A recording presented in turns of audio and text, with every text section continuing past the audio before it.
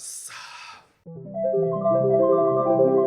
G'day everyone, welcome to English Absorbed, the English learning channel for you to learn English the right way with me. Let's go. Today on English Absorbed, we are going to be doing a quick little grammar lesson. We're going to be talking about the difference between the preposition to and the preposition for. So let's get right into it. To and for are prepositions that a lot of English learners tend to have a lot of trouble with. It is pretty simple though. It's not that difficult in most cases. Obviously, to and for are prepositions and they have a lot of different uses all across the grammar of English. But one of the main ones and one of the easiest ones to remember is reasons for doing something. Both of these prepositions are used to give reasons for something. Okay, let's go over for. Now, for is to give reasons for an object or a noun. Why do we use this thing?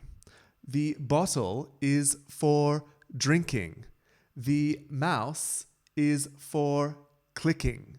The headphones are for, what do you reckon?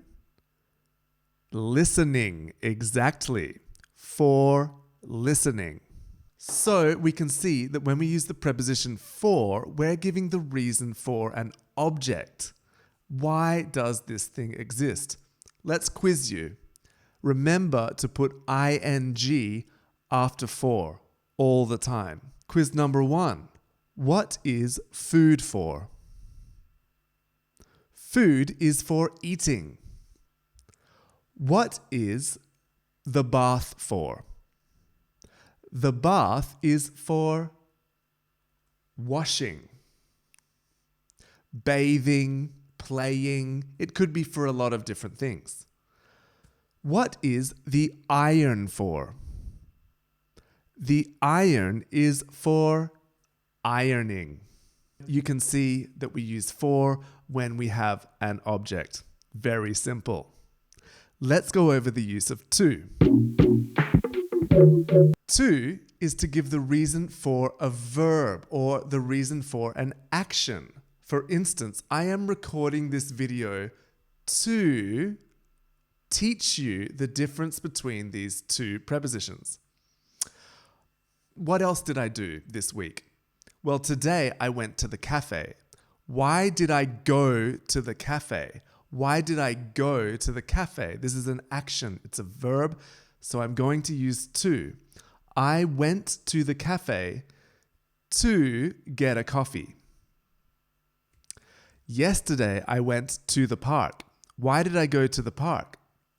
I went to the park to play football. I went to the park to play football, not for playing football and definitely not for play football, which is what a lot of French speakers, by the way, will say. I went to the park for play football. No, I went to the park to play football. All right, let me give you a quiz. Why did you put your clothes on today? I put my clothes on to go outside, or I put my clothes on to look good. Why did you click on this video? You clicked on this video to see my handsome face, right? To. After to, we put the infinitive.